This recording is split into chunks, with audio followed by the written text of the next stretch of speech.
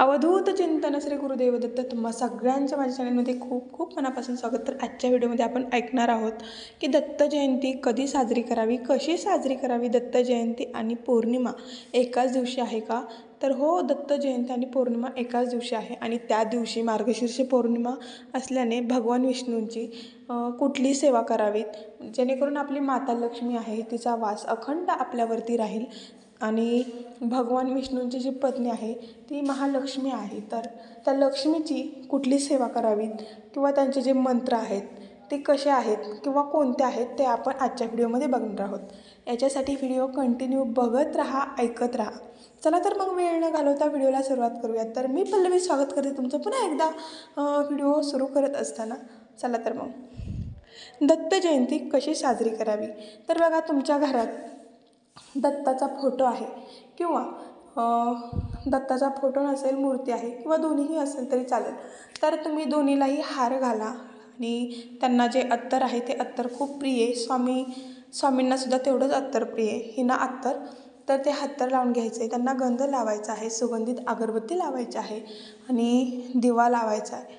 अर्थातच त्या दिवशी आपल्याला दत्त महाराजांची जो आहे फोटोचा अभिषेक काय करता येत नाही, पण आपली जी पितळेची मूर्ती आहे किंवा इतर धातूची जी मूर्ती आहे त्याची आपल्याला अभिषेक करायचा आहे. दत्त महाराजांच्या मूर्तीचा किंवा स्वामी समर्थांच्या मूर्तीचा सुद्धा अभिषेक करायचा आहे. कारण की दत्तगुरू काय, स्वामी काय एकच आहेत, ते शेवटी आपले गुरुच आहेत. दत्त महाराजसुद्धा स्वामींचाच अवतार आहेत. तर त्यातलंच म्हणजे बघा, तुम्ही त्या दिवशी तुम्हाला पंचामृताने आपली जी दत्ताची मूर्ती आहे तर त्याचा अभिषेक करायचा आहे. बघा, पंचामृतामध्ये काय येतं? दही, दूध, गोमूत्र आणि गंगाजल, त्याचबरोबर आणि मध, हे पंचामृत आपल्याला एकत्र घ्यायचे आहे आणि याचं आपल्याला त्यांना आंघोळ घालायची आहे, अभिषेक घालायचे आहे. श्री स्वामी समर्थ, श्री स्वामी समर्थ, श्री स्वामी समर्थ, श्री स्वामी समर्थ 11 वेळेस म्हणायचं आहे. आणि त्याचबरोबर आपल्याला त्यांचा अभिषेक घालत असताना स्वामी समर्थ म्हणायचं आहे. दत्तगुरूंचा तुम्ही अभिषेक करत असाल तर श्री गुरुदेव दत्त, श्री गुरुदेव दत्त आणि त्यानंतर श्री स्वामी समर्थ, श्री स्वामी समर्थ, आपल्याला असं करून यांना अभिषेक घालायचा आहे.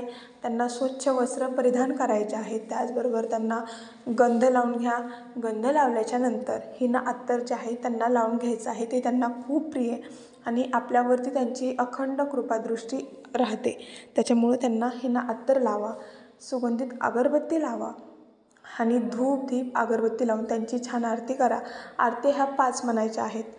गणपतीची आरती, शंकराची आरती, श्री स्वामी समर्थांची आरती, गुरुदेव दत्ताची आरती आणि आपल्याला गुरुदेव अक्कलकोटची जी आरती आहे ती एक आरती अशी म्हणायची आहेत. अशा आपल्याला 5 आरत्या म्हणायच्या आहेत.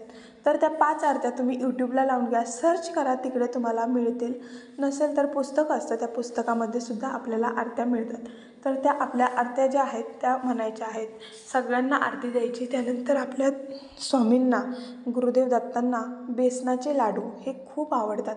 तर नैवेद्यामध्ये बेसनाचे लाडू किंवा जो शिरा आहे, शिरा आपल्याला ठेवायचा आहे प्रसादात. काही ना काही, तुमच्याकडे काहीच नसेल, दूध साखर दिलं तरीही चालतं, फुटाणे सुद्धा ठेवले ना तरीही चालतं. स्वामी काही मागत नाहीत हो, दत्तगुरू काहीही मागत नाहीत. ते फक्त आणि फक्त आपला वेळ मागतात. तर तो वेळ त्यांना देणं खरंच खूप गरजेचं आहे. आणि आपण कुठेतरी कामात असतो, त्यावेळेस आपल्याला वेळ मिळत नाही, हे सगळं करणं जमत नाही. त्यातून सुद्धा वेळ काढायचा असतो आणि आपल्यासाठी नाही तर त्यांच्यासाठी. आणि आपण हे सगळं करतो त्यांच्यावर उपकार वगैरे असं मानायचं नाही. आपण करतो आपण आपल्या स्वार्थासाठी. काहीही मागू नका, न मागतासुद्धा खूप काही मिळतं. आणि तुमच्या ज्या इच्छा आहेत त्या तुम्ही मनातच ठेवा किंवा त्यांना सांगा की तुम्हाला काय पाहिजे. नाही सांगितलं तरीसुद्धा ते खूप काही देऊन जातात. आपण 1 पटीने जर का त्यांची सेवा केली तर ते 1000 पटीने, लाख पटीने आपली ते सेवा पूर्ण करतात. जे आपल्यासाठी योग्य आहे तेच आपल्यासाठी ते घडवतात. जे अयोग्य आहे, आपल्याला कळत नसतं आपल्यासाठी काय योग्य आहे काय अयोग्य आहे, पण ते जे काही योग्य आहे तेच आपल्याला देतात. कधी कधी आपण जे आपल्यासाठी चांगलं आहे ते मागत असतो, पण आपल्यासाठी जे चांगलं नाही हे त्यांना माहीत असतं, म्हणून ते आपली इच्छा नसतात पूर्ण करीत. कधीही खचून जाऊ नका, स्वामी आहेत आपल्या पाठीशी. अशक्य ही शक्य करतील स्वामी. तुम्ही तारक मंत्राचा जप करा, 108 वेळा श्री स्वामी समर्थ, श्री स्वामी समर्थ. शक्य असेल तर 1008 वेळेस म्हणा. हा दिवस पुन्हा पुन्हा येत नाही हो, वर्षातून एकदा. तर दत्त जयंतीनिमित्त श्री गुरुदेव दत्त, श्री गुरुदेव दत्त त्यांचं नामस्मरण करा. त्यानंतर आपल्याला जे आपलं मंदिर आहे, औदुंबराचं जे वृक्ष आहे, गुरुदेव दत्तांचं मंदिर आहे, तिकडे 11 फेऱ्या प्रदक्षिणा करायच्या आहेत. आणि औदुंबराला सुद्धा 11 फेऱ्या प्रदक्षिणा करायच्या आहेत. आणि त्यांच्यापुढे नाक घासून त्यांची माफी मागायची. स्वामी, मी हे पारायण करत होते, किंवा काही जरी तुमच्याकडून पारायण नाही झालं, वेळ नाही मिळाला, काहीही करणं नाही झालं तरीसुद्धा, स्वामी माझ्याकडून चुकलं हो, मला माफ करा, मला वेळ नाही मिळाला, किंवा माझ्याकडून ते घडलं नाही, मी केलं नाही, पुढच्या वेळेस मी नक्कीच करेल. आणि जरी माझ्याकडून नाही झालं तर ते तुम्ही यशस्वीरित्या पूर्ण करून घेणार आहात हे सांगा स्वामींना. आणि त्यानंतर त्यांच्यापुढे बसून, पालथ्या मांड्या घालून त्यांच्यापुढे बसून व्यवस्थित त्यांच्यापुढे नाक घासायचं आहे. नाक कसं घासायचं हे तुम्हाला माहिती आहे, कारण आपण स्वामींचे भक्त आहोत. तर त्यांना मुजरा घालायचा आहे. आणि हे सगळं झाल्याच्या नंतर, स्वामी मी तुमची खूप आभारी आहे, तुमचे मनापासून धन्यवाद, तुम्ही आजवर मला खूप काय दिलं आहे. मी कितीही तुम्हाला थँक्यू म्हटले, धन्यवाद म्हटले, तरीसुद्धा जो तुम्ही दिलेलं जे काही मला यश आहे, जे काही तुम्ही मला दिलेलं जे फळ आहे, मी हे कधीही आयुष्यात विसरू शकणार नाही, असं काही आहे, असं स्वामींना तुम्ही याला सांगायचं आहे.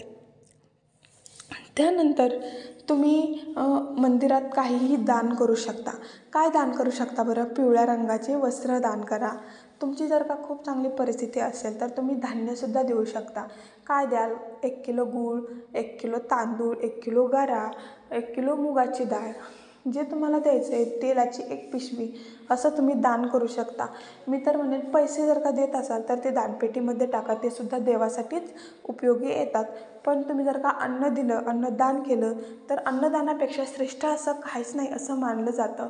कारण की भुकेलेल्यांना अन्न द्या, तहानलेल्यांना पाणी द्या, असं लिहिलेलं आहे. उघड्या नागरांना वस्त्र द्या, असं संतांनी लिहून ठेवलं आहे.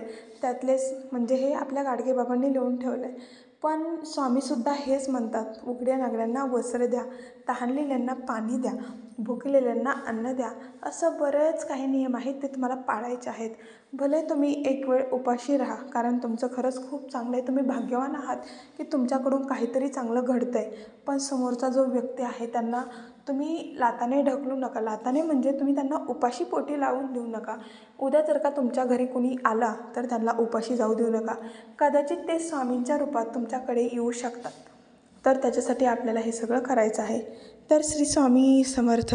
अवधूत चिंतन श्री गुरुदेव दत्त. त्याचबरोबर उद्या आहे मार्गशीर्ष महिन्यातली पौर्णिमा. तर ह्या दिवशी तुम्हाला बघा माता लक्ष्मीची पूजा करायची आहे. आपल्या घरात विष्णू सहस्रनामाचं पठण झालं पाहिजे. आणि माता लक्ष्मीचा एक मंत्र म्हणायचा आहे, जो भगवान विष्णूंना खूप प्रिय आहे. दोघं एकमेकांचे म्हणजे प्रिय आहेत ते त्यांना, म्हणजे ते पती पत्नी आहेत. आणि माता लक्ष्मीचा जो मंत्र आहे, जो भगवान विष्णूंचा मंत्र आहे, ओम नमो वासुदेवाय नमः, ओम नमो वासुदेवाय नमः, ओम नमो वासुदेवाय नमः. या मंत्राचा जप 108 वेळा करा, 11 वेळेस करा, काहीही फरक पडत नाही. म्हणजे 11 वेळेस केला तर खूप चांगलं, 108 वेळेस केला तरी खूप चांगलं. पण तुम्हाला त्याचबरोबर दत्त महाराजांची सुद्धा सेवा करायची. आणि आपल्या घरात धन लाभो, यश, सुख आणि समृद्धी, शांतता, घरात सगळं छान वातावरण हो, याच्यासाठी आपल्याला माता लक्ष्मीची सुद्धा तेवढीच पूजा करायची आहे. माता लक्ष्मी आपल्या घरात जर का सुखाने नांदत असेल तर कशाचीच कमी पडत नाही. पण त्याच्यामुळे आपल्याला भगवान विष्णूंची सेवा करायची आहे. आणि माता लक्ष्मीला सुद्धा आपण हळदी कुंकू, जे त्यांना सुवासिक जे अगरबत्ती आहेत गुलाबाच्या, ते त्यांना लावायचे आहेत. धूपदीप त्यांचीसुद्धा पूजा करायची आहे. कुठल्याही देवाला विसरू नका. लक्ष्मीसुद्धा आपल्याला तेवढीच आवडते आहे. स्वामींचंसुद्धा एक रूप लक्ष्मी माताचं आहे, तुम्हाला माहिती आहे. तर त्याचप्रमाणे आपले स्वामी आहेत, लक्ष्मी माता आहेत, विष्णुदेव आहेत. तर विष्णू सहस्रनामसुद्धा म्हणायला विसरू नका. विष्णू सहस्रनाम म्हणा, स्वामींचे पठण करा. ओम नमो वासुदेवाय नमः या मंत्राचा जप तुम्हाला करायचाच आहे. कारण की पौर्णिमा आहे, या दिवशी अभिषेक असतो आणि घरात सत्यनारायणसुद्धा असतं. तर सकाळी 6 नंतर पौर्णिमा आहे, तर परवा दिवशीच्या सकाळपर्यंत पौर्णिमा आहे, म्हणजे उद्या पूर्ण दिवसभर पौर्णिमा आहे. त्याच्यामुळे तुम्ही कुठल्याही वेळेत करू शकता, फक्त आणि फक्त दुपारी 12 ते 12:30च्या वेळेस हे सगळं आपल्याला करायचं नसतं. हे तुम्हाला माहिती आहे. स्वामींचा भिक्षेचा वेळ असतो आणि त्यावेळेस नाही करायचं. तर तुम्ही घरी आलेल्यांनासुद्धा विसरू नका. स्वामींच्या रूपात कोणताही देव येऊ शकतो, कुठल्याही माणसाच्या रूपात येऊ शकतो. त्यामुळे त्यांना तुम्ही कधीही विसरू नका. त्यांना कमीत कमी काही नाही द्यायचं तर जेवायला द्या आणि जेवायला दिल्याच्यानंतर एक ग्लास भरून किंवा तांब्या भरून तुम्ही पाणी द्या आणि 11 वेळेस तारक मंत्र म्हणा, स्वामींचं नामस्मरण करा. काहीही नाही जमलं तर फक्त आणि फक्त स्वामींचं नामस्मरण करा. माझ्या स्वामी भक्तांना मी खूप तळतळीने आणि मनातून सांगते, तुम्ही हे कराच करा आणि दिवसभर श्री गुरुदेव दत्त, श्री गुरुदेव दत्त, श्री स्वामी समर्थ, श्री स्वामी समर्थ ह्या मंत्राचं नामस्मरण करा. हे केल्याने आपला दिवस छान जातो. आपल्या मुलांनासुद्धा तेवढीच प्रगती मिळते आणि आपल्यासुद्धा कामात तेवढंच यश मिळतं. तर तुम्ही स्वामींना विसरू नका आणि गुरुदेव दत्तांनाही विसरू नका. ते सगळे एकच अवतार आहेत. लक्ष्मी मातासुद्धा एकच अवतार आहे. त्याच्यामुळे सगळ्यांना एकत्रित घेऊन आपण आपल्या देवासाठी काहीतरी करायचं आहे. देवासाठी म्हणण्यापेक्षा आपण आपल्या स्वार्थासाठी काहीतरी करतो, हे मला सांगायचं आहे. तर आजचा हा व्हिडिओ तुम्हाला माहितीपूर्वक वाटला का? वाटला असेल नक्कीच सांगा. कमेंटमध्ये स्वामींचा जयघोष करा. भरपूर कमेंटमध्ये स्वामींचा जयघोष असू द्यात. श्री स्वामी समर्थ, श्री गुरुदेव दत्त. आणि आपल्या आयुष्यात कोणी ना कोणी गुरु पाहिजेच. आम्ही तर स्वामींनाच गुरु मानते. तर श्री स्वामी समर्थ. तुम्हाला व्हिडिओ आवडला असेल, माहितीपूर्वक वाटला असेल, नक्कीच चॅनेलला सबस्क्राईब करा, व्हिडिओला लाईक करा, कमेंटमध्ये श्री स्वामी समर्थ लिहायला विसरू नका. आजचा हा व्हिडिओ मी इथेच थांबवते. पुन्हा एकदा तुम्हा सर्वांना श्री स्वामी समर्थ, श्री गुरुदेव दत्त. धन्यवाद. नमस्कार.